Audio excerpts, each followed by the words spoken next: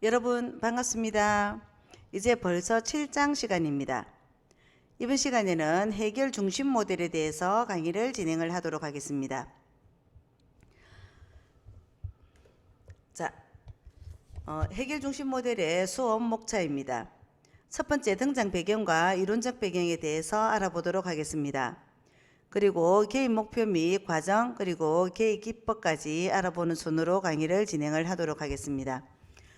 해결 중심 단기 치료의 발달은 정신건강연구소의 MRI의 단기 가족치료센터를 중심으로 하는 전략적인 치료 모델의 근원을 두고 있고, 이곳에서 활동을 하던 더 세이저와 동료들이 1978년 미국 위스콘신주 밀워키의 단기 가족치료센터를 설립을 하면서 시작이 되었습니다.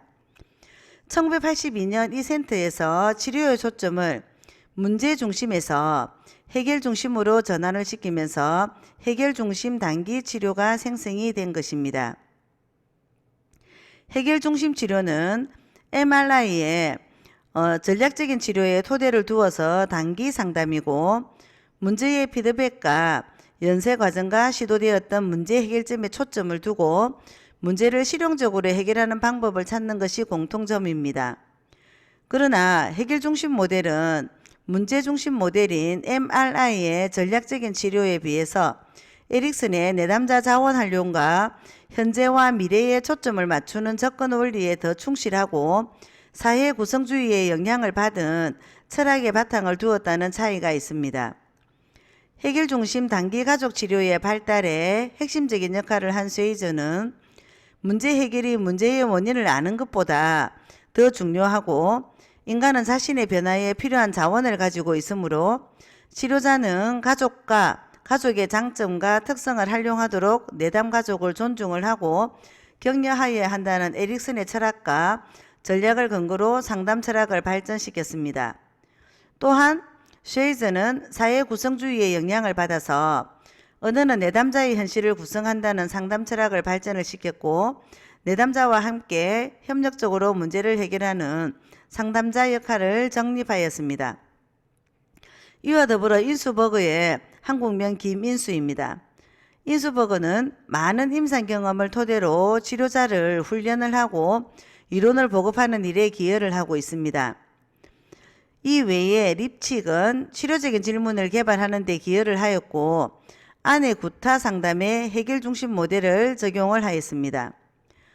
와이너 데그비스는 부부 문제와 이혼 상담의 해결 중심 치료 모델을 적용하였으며, 오 할러는 이들과 관계없이 직접 에릭슨에게 훈련을 받고 해결 중심 치료 모델의 이론 구성과 구성의 확장에 중요한 역할을 하였습니다.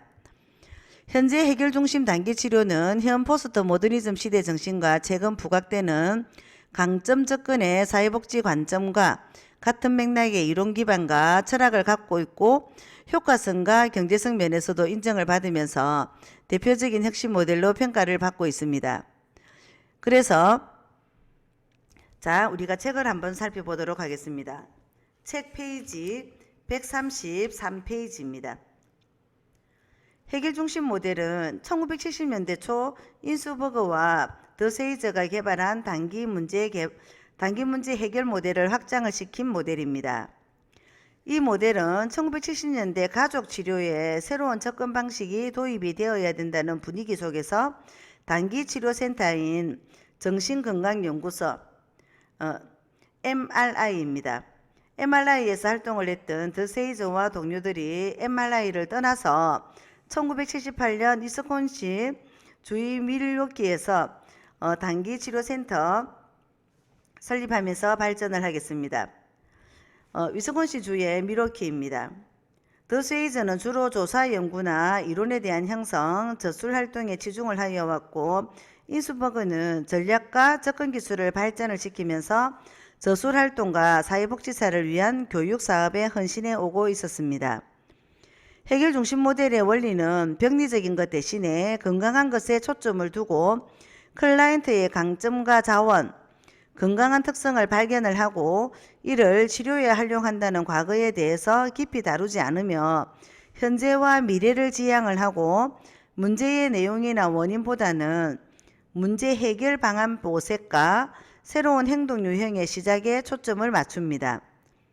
해결 중심 모델은 클라이언트가 자신의 문제에 관하여 가장 많이 알고 해결 방안을 찾을 수 있는 능력이 있다고 보기 때문에 해결 방안 모색에서 클라이언트의 자율적인 협력을 중요시합니다. 이들은 1978년 단기가족치료센터 BFTC를 설립을 하였습니다. 팔로알토에 있는 MRI에서 훈련을 받은 후 가족 구성원의 부정응이나 문제의 원인에 초점을 두지 않고 그들의 일상생활에서 생긴 욕구들을 충족시키는 것을 가족치료의 목표로 삼았습니다.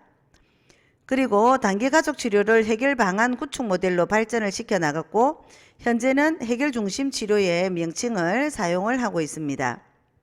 책 134페이지입니다.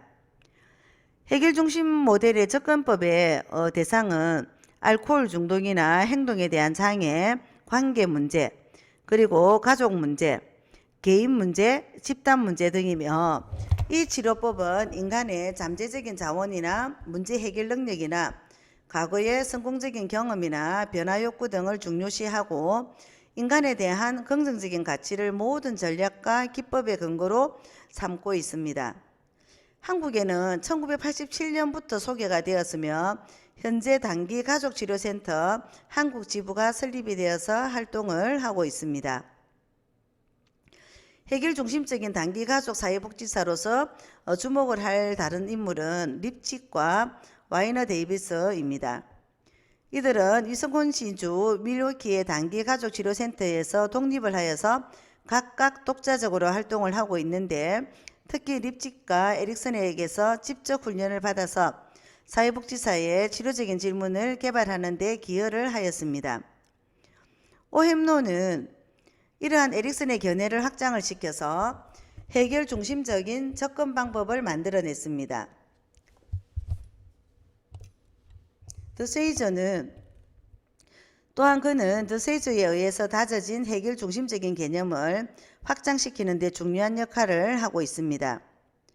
해결 중심은 문제 상황에 대한 고찰보다는 문제 상황이 일어나지 않을 때에는 무엇이 일어나는지를 관찰하도록 제안을 하였습니다. 이에 대한 설명으로서 드세이저는 문제 상황이 일어나는 것은 그 나름의 연결된 과정이 있으며 해결을 위한 방안으로는 결국 문제가 일어나고 있는 순환 과정을 다르게 변화시키는 것이라고 지적을 합니다. 그리고 해결 중심 모델을 직접 개발을 하고 본격적으로 시작한 위스콘신주의 밀워키 가족치료센터에서는 평균 치료 횟수는 1.5회로 밝히고 있습니다. 해결 중심 모델은 초기에 단기치료센터인 정신건강연구소 MRI의 영향을 받았으나 사회 구성주의의 시각을 받아들이고 또 개인이 경험의 세계를 구성하는 것은 언어를 통해서라는 관념을 강하게 받아들이면서 해결 중심 모델을 발전을 시켰습니다. 해결 중심 모델은 문제를 찾는 것이 아니라 문제의 해결책을 찾아서 문제를 해결하는 것입니다. 해결 중심 모델은 이론이나 규범을 벗어나서 철저히 클라이언트 중심으로 이루어지며 문제보다도 문제 해결에 초점을 두는 것입니다.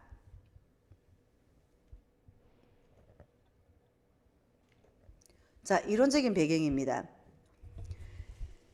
해결 중심 모델에서는 구체적인 이론을 제시하지 않고 해결 중심 임상에서의 규칙들로 치료적인 개입을 합니다. 즉, 개입이나 치료에서 해결책을 가지고 있는 전문가는 클라이언트이며 그렇기 때문에 이론적인 틀을 가진 접근이라기보다는 클라이언트가 해결책을 스스로 발견하고 해결책이 스스로의 통제 안에 있다는 점을 깨닫게 되도록 사회복지사는 협조하고 있다는 기본 가정 때문입니다. 이러한 전제하에 해결 중심 모델에서 제시를 하는 것은 다만 임상 현장에서의 규칙들과 실제적인 해결책을 구축하는 데 도움이 되는 여러 가지 질문들을 다양하게 제시하고 있을 뿐입니다. 현실적으로 어떠한 이론적 틀을 가지고 있는지 어느 정도는 사회복지사와 클라이언트는 구분이 되고 개입이 문제를 중심으로 구성이 되며 문제 상황에 대한 진술이 상당한 부분을 차지한다는 점에서 해결 중심과는 다른 관점이라고 볼 수 있는 것입니다. 오히려 해결 중심에서는 문제 진술이 클라이언트와 사회복지사를 해결에 초점을 두기 어렵게 만들며 해결에 도움이 되지 않는다고 봅니다. 결국 문제가 해결되었다는 결과로 본다면 중요한 것은 문제에 대한 구체적인 나열이 아니라 문제를 해결하는 데 도움이 되는 효과적인 해결책을 구축하는 것에 있다고 보기 때문입니다. 따라서 이론적인 배경을 대변해 주는 규칙들을 한번 살펴보도록 하겠습니다. 책 135페이지 하단에 있습니다. 첫 번째, 긍정적인 측면에 초점을 둘 것입니다. 긍정적인 측면 및 문제 해결 측면, 그리고 미래에 초점을 맞출 때 바람직한 방향으로 변화를 유도를 할 수 있습니다.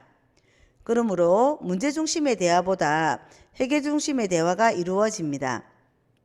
클라이언트와 관계가 형성이 되는 즉시 클라이언트가 이야기하는 문제에 초점을 맞추기보다는 문제가 없었던 예외 상황과 문제가 해결되었다면 어떻게 행동할 것인가에 초점을 둡니다. 이러한 과정은 결국은 문제를 가진 대상자를 개입 과정에 참여할 수 있도록 도울 수 있으며 해결책을 발견하는 데 있어서도 용이합니다. 또한 긍정적인 측면에 초점을 두어서 예외 상황에 대한 질문의 과정은 문제가 항상 지속되는 것은 아니며 그렇기 때문에 항상 문제가 일어나지 않는 상황이 있다는 점입니다. 예외 상황을 발견하고자 하는 시도는 예외 상황에 초점을 둠으로써 문제가 일어나지 않는 상황을 지속시켜서 문제를 해결하고자 하는 것입니다. 두 번째, 예외 상황은 해결점을 제시할 것입니다. 모든 문제의 예외 상황을 사회복지사와 클라이언트는 발견할 수 있으며 이것은 해결점을 찾아가는 데 활용이 될 수 있습니다. 예외 상황을 질문하는 것은 문제를 해결하려고 노력해온 이들에게는 역설적인 질문이 될 수 있습니다. 그러나 문제가 발생하지 않았던 예외 상황을 쉽게 놓쳐버리고 인식하지 못하고 있음을 확인함으로써 문제 상황에서도 장점을 발견하도록 돕는 것입니다. 예외 상황을 찾아내고 구축하는 작업은 사회복지사와 클라이언트의 협동 작업입니다. 문제 상황에서 예외 상황을 끄집어내고 그런 예외 상황이 더 자주 일어나도록 북돋아 줌으로써 사회복지사는 클라이언트에게 크게만 보이던 자신의 문제를 어느 정도 스스로 조정해 갈 수 있는 것 같은 자신감을 심어줄 수가 있습니다. 그리고 세 번째, 아무것도 항상 그대로 머물지 않을 것입니다. 1970년대 항상성이라는 개념이 사회복지의 가족치료 분야에서 가족이라는 체계의 항상성 유지 개념을 설명하는 데 많이 적용이 되었습니다. 그때 가족치료에서 변화를 목적으로 삼는 사회복지사들이 치료자로서 변화의 개념보다 불변을 나타내는 항상성에 더 치중하는 경향이 적절한 것인가 라는 의문을 제기하기 시작하였습니다. 사회복지사들이 가족의 체계, 항상성, 불변성, 문제 보유, 경향성 등에 대해서 먼저 이야기를 한 후에 그런 상태를 어떻게 다른 상태로 바꿀 수 있는가 하는 설명을 하려고 노력하는 것은 별로 도움이 되지 않습니다. 그런 것보다는 변화는 항상 일어나고 있다고 보면서 변하지 않는 상태에서 어떻게 변하는 상태로 갈 것인가 하는 설명 단계를 생략하는 것이 훨씬 많은 도움이 된다고 보았습니다. 이렇게 되면 사회복지사의 역할은 클라이언트들로 하여금 그들이 원하는 방향으로 지속적으로 움직여가는 데 의미가 있고 변화 가능한 것을 선정하고 찾아내도록 도와주는 것입니다. 네 번째, 작은 변화는 큰 변화로 이끌 것입니다. 작은 변화가 큰 변화를 유도해낸다는 과정은 치료 과정을 쉬운 쪽으로 나아가게 하고 치료자에게 단순한 시각과 행동이 요구된다는 것을 의미를 합니다. 작은 변화는 생성적이라고도 할 수 있으며 이 말은 클라이언트가 자신이 할 수 있는 한도 내에서 작은 문제를 해결한 성공 경험을 상기한다면 다른 문제의 해결을 시도해 보려는 의지가 있을 것이라는 뜻을 내포를 하고 있습니다. 역설적인 의미로 심각한 문제라는 것은 그 문제를 큰 문제로 정의를 내리는 사람에게 큰 문제로 보인다는 것입니다. 다른 시각이기는 하지만 유사한 접근으로 MRI 단기가족치료센터에서는 문제 해결의 실패는 잘못된 해결책을 반복하기 때문이라고 지적을 하고 해결 방법을 전략적으로 바꾸도록 합니다. 이러한 접근은 문제 상황에서 벗어나서 새로운 관점으로 문제 상황을 보게 하고 복잡한 문제 상황에서 벗어나도록 도울 수 있게 한다는 장점을 가지고 있습니다. 5번째, 효과가 있으면 수정하지 말 것입니다.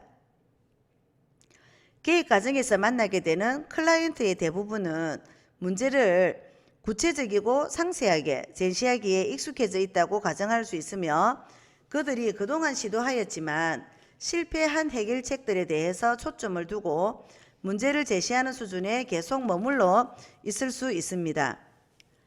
그러나 해결 중심 모델의 초점은 문제 상황이 아니라고 지적하였듯이 예외를 발견하는 것이 해결책을 제시하는 점과 클라이언트가 발견한 예외 상황과 개인 목표를 연결시키는 데 초점을 둡니다. 그럼으로써 이미 클라이언트가 시도한 작은 해결책이라도 효과가 있다면 해결책을 구축할 수 있는 능력을 가지고 스스로 가질 수 있다는 것과 사회복지사와 협력관계를 형성할 수 있는 가능성으로 여기게 됩니다. 효과가 있다면 수정하지 말라는 것은 이미 좋은 영향을 미치고 있는 행동을 하고 있는 경우에는 방해하지 말아야 한다는 의미입니다. 도움을 주거나 숙련된 사람처럼 보이고 싶은 마음에서 다른 어떤 행동을 제안을 해서는 안 됩니다. 또한 문제의 원인에 대한 가설이나 이론적인 분석을 환자에게 제시하게 된다면 환자의 예외 상황에 대한 초점은 실패하게 될 것이고 더 이상 지속적으로 예외 상황을 확대해 나가지 못하게 될 것입니다. 그렇기 때문에 어떤 방법이 이미 효과가 있으면 그것을 바꾸려고 하지 말고 더 많이 활용하여야 합니다. 예외 상황을 발견하는 데 성공하지만 클라이언트가 제시한 예외 상황이 자신의 통제 안에서 일어나고 있다고 깨닫지 못하는 경우에는 일반적으로 그러한 예외 상황을 지속하는 동안 무슨 일이 일어나는지 주목을 해야 하며 무엇을 다르게 행동하고 있는지 관찰해 보라는 과업을 주게 됩니다. 6번째, 지금 하고 있는 것이 효과가 없다면 다른 방법을 시도할 것입니다. 만약에 클라이언트가 시도하고자 하는 방법이 완전히 비논리적이고 이상하다고 생각이 되더라도 이미 해왔던 해결책이 효과가 없을 경우에는 무언가 다른 점을 시도해 보도록 제안할 수 있습니다. 합리적으로 생각할 수 있는 것은 모두 해보았는데 어느 정도 효과가 없었다면 이제 해볼 수 있는 것은 오로지 비합리적이고 비논리적이라고 생각되는 것밖에 할 수 없을 것입니다. 이와 유사한 접근 방법으로는 로고테라피에서 적용하는 역설적 기법을 예로 들 수 있습니다. 어미치료라 불리는 로고테라피에서는 강박관념이나 강박행동, 공포감과 불안 정세를 지닌 클라이언트에게서 발견할 수 있는 예기 불안이 오히려 문제를 반복적이게 하고 지속시킨다는 가정하에 기존의 방법과 반대되는 과업을 지시해 주어 오히려 의식적으로 회피해왔던 해결책을 전략적으로 이용을 하는 것입니다. 테라피에 대해서 잠시 알아보면 로고테라피란 삶의 가치를 깨닫고 목표를 설정하도록 하는 것에 목적을 둔 실존적인 심리치료 기법입니다. 삶의 가치를 깨닫고 목표를 설정하도록 하는 것에 목적을 둔 실존적인 심리치료 기법으로서 어미치료라고도 번역이 되기도 합니다. 오스트리아의 유대인 정신의학자인 빅터 프라클이 아우슈비츠 강제수용소에서 경험을 바탕으로 제창한 심리요법입니다. 로고테라피는 정신건강의 선결 조건으로 삶의 목적을 중시를 하며 자기의 인생에 긍정적이고 가치 있는 의미를 부여하는 것을 핵심으로 합니다. 때문에 인생을 즐기는 능력뿐 아니라 고뇌하는 능력도 지니도록 하는 것을 목표로 합니다. 이를 위해서 불안의 대상을 역으로 지향하도록 권고하는 역설지향, 그리고 자기 생의 의미와 가치를 부여하는 사물에 전념하여 강박 증상으로부터 해방되도록 권고를 하는 반성 제거 기법을 활용을 하기도 합니다. 자, 그래서 여기서 중요한 요소는 문제 상황 속에서 대부분의 사람들은 어떤 다른 행동을 취하는 것을 취해보는 것을 논리적으로 생각하는 것이지만 심각한 문제 상황에 처하게 되면 논리적인 사고는 사라지고 만다는 것입니다. 그 대신에 처음에 성공하지 못하면 계속해서 지금까지의 노력을 더하라는 오래된 격언에 매달려 있는 경우를 발견한다는 점을 깨달아야 합니다. 그리고 7번째, 단순하게입니다. 해결 중심 모델의 기본 가정 중에 하나는 작은 변화는 큰 변화로 이어진다는 체계 이론을 적용을 한 것입니다. 이런 기본 가정을 인식을 하고 클라이언트와의 개입 과정을 보게 되면 작은 변화에 성공한 경험이 클라이언트에게 긍정적인 영향을 미치게 하고 자신의 성공적인 이미지를 발견할 수 있게 된다는 것입니다. 또한 클라이언트의 문제 행동은 문제와 관련된 사람들과 상호 관계되어 있다고 볼 수 있기 때문에 결국 작은 변화라 할지라도 이러한 변화는 문제 상황의 상호작용과는 이미 구분이 됩니다. 그리고 단순하게 하라는 원칙은 또한 심각하고 복잡한 문제를 호소하는 클라이언트에게 자신의 문제 상황에 대한 무기력함에서 클라이언트 자신이 스스로 해낼 수 있는 작은 해결책에 초점을 둠으로써 문제에 대하여 본인이 통제할 수 있다는 가능성을 인식할 수 있도록 해주는 역할을 하는 것입니다. 그리고 8번째입니다. 8번째, 매 치료획이 유일한 시간이라는 원칙을 받아들이면 치료자인 사회복지사는 온 신경을 집중하여서 치료에 초점을 맞추게 됩니다. 클라이언트가 면접을 마치고 떠날 때 그의 문제를 해결하는 방향으로 나아갈 수 있도록 도울 수 있는 그 어떤 작은 변화라도 있는지 자문하는 자신을 발견해야 할 것입니다. 해결 중심적인 관점에서 문제를 해결해 나가는 과정을 보게 되면 결국은 해결을 구축해 나가는 과정이 클라이언트로 하여금 스스로 해결책을 만들어 나갈 수 있도록 돕는 과정이라고 볼 수 있습니다. 그러므로 각 면접이 유일할 수 있다는 것은 이러한 해결책 구축 과정을 클라이언트가 스스로 인식하게 될 때 해결책을 발견할 수 있다는 것입니다. 이는 해결 중심적인 접근의 또 하나의 강점으로서 사회복지사에게 클라이언트에게 문제를 해결하는 권위를 넘겨주는 것입니다. 기존의 사회복지사가 해결책을 제시해주는 관계에 있게 한다든지 그리고 사정을 통한 개입의 성공 여부가 클라이언트의 협조와 의지가 관련되어 있다는 관점과는 근본적으로 다르게 되는 것입니다. 오히려 해결 중심에서 일반적으로 생각하는 클라이언트의 저항이라는 것은 사회복지사에 대한 부정적인 반응이라는 관점으로 이해를 해야 하며 이에 대한 책임은 사회복지사가 해결책을 구축하는 데 실패했다고 보게 되는 것입니다. 자, 여러분들 지금까지 7장 해결 중심 모델에 대해서 알아보고 있습니다. 우리가 다양한 모델에서 어떤 등장 배경과 또 이론적인 배경에 대해서 알아보면 결국은 클라이언트를 위해서 어떤 접근 방식을 가지고 클라이언트에게 접근하게 되면 클라이언트에게 도움이 될까를 찾는 그런 모델이라고 생각을 하시면 되겠습니다. 그래서 이번 모델에서는 클라이언트의 문제에 대해서 문제를 가지고 문제에 대한 접근보다는 해결에 대한 중심을 가지고 모델에 접근한 이론이라고 보시면 되겠습니다.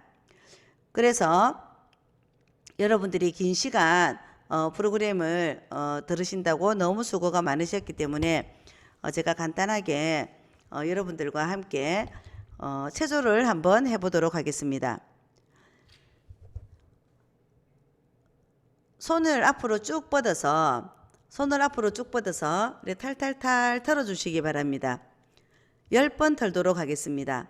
하나, 둘, 셋, 넷, 다섯, 여섯, 일곱, 여덟, 아홉, 열. 자, 양손을 옆으로 쭉 뻗어서 털어주도록 하겠습니다. 하나, 둘, 셋, 넷, 다섯, 여섯, 일곱, 여덟, 아홉, 열.